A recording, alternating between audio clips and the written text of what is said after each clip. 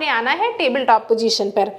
अब बहुत बार क्या होता है, टेबल टॉप पोजीशन करते वक्त लोग बहुत गलतियां करते हैं एंड आई डोंट वांट कि आप वो गलतियां करें। तो आपको करना क्या है कि आपने इस तरीके से ऐसे वज्रासन में बैठना है, फिर उसके बाद दोनों हाथों को ऐसे मैट पर रखना है और मैट पर रखने के बाद आपने दोनों हाथों को इस तरीके से आगे की तरफ स्ट्रेच किया और स्ट्रेच करने के बाद आपके हाथ जितनी दूर तक पहुंचे वहां तक हाथ को ले जाइएगा और दोनों हाथों के बीच में नॉर्मल कंधे जितना फासला रहने दीजिएगा। अब इसके आगे तो आपके हाथ नहीं पहुंच रहे। अब आप ये मत कीजिएगा कि कमर ऐसे उठा दीजिए, कमर को अपनी एड़ी पर ही रहने दीजिएगा और इस तरीके से अपने हाथ को आगे की तरफ जाने दें और फिर उसके बाद धीरे से अपने घुटने पर आ जाएं और दोनों घुटनों के बीच में आपने अपने कमर जितना फासला कर लेना है, जोड़ के मत रखिएगा ऐसे, इनको ऐसे अलग कर लेंगे ऐसे इस तरीके से। और हाथ की पोजीशन जो आप बैठते हुए मेजर किए थे, हाथ की पोजीशन वहीं पर रखेंगे, इसको और आगे मत बढ़ा दीजिएगा ऐसे।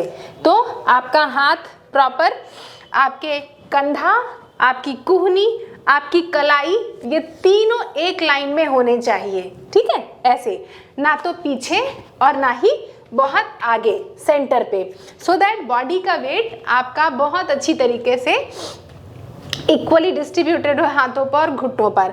और दोनों पैरों को आप, टो को, पैर के बड़े अंगूठे और बाकी की उंगलियां बाहर, एंकल बाहर की तरफ ऐसे टक करके मत रखिए, इसको बाहर ढीला छोड़ दीजिए। अब हमने टेबल टॉप पोजीशन अडॉप्ट कर ली है। सांस लेते हुए धीरे धीरे अपने पेट को ढीला छोड़ें, छाती को नीचे की तरफ पुश करें और गर्दन को घुमा दें छत की तरफ। सांस लें और सांस छोड़ते हुए नाभि को अंदर की तरफ खींचें, पुल करें और अपनी नाभि को देखें।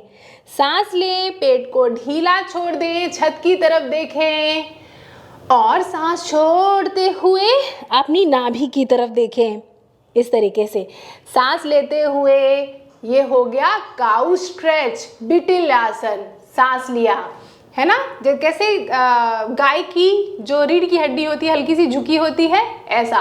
और सांस छोड़ते हुए कैट स्ट्रेच, कैसे बिल्लियां अंगड़ाई लेती हैं, गुर्राती हैं, तो इस तरीके से पूरी कमर को ऐसे ऊपर की तरफ खींचना है। सांस लीजिए, अपनी स्पाइन को आर्च कीजिए, छत की तरफ देखिए और सांस छोड़ते हुए अपनी नाभि को अंदर की तरफ पुल कीजिए और अपनी नाभि को देखिए, पूरी स्पाइनल कॉर्ड को राउंडेड कर दीजिए। सांस लीजिए, छत की तरफ देखिए और सांस छोड़िए, अपनी नाभि की तरफ देखिए ऐसे, ठीक है।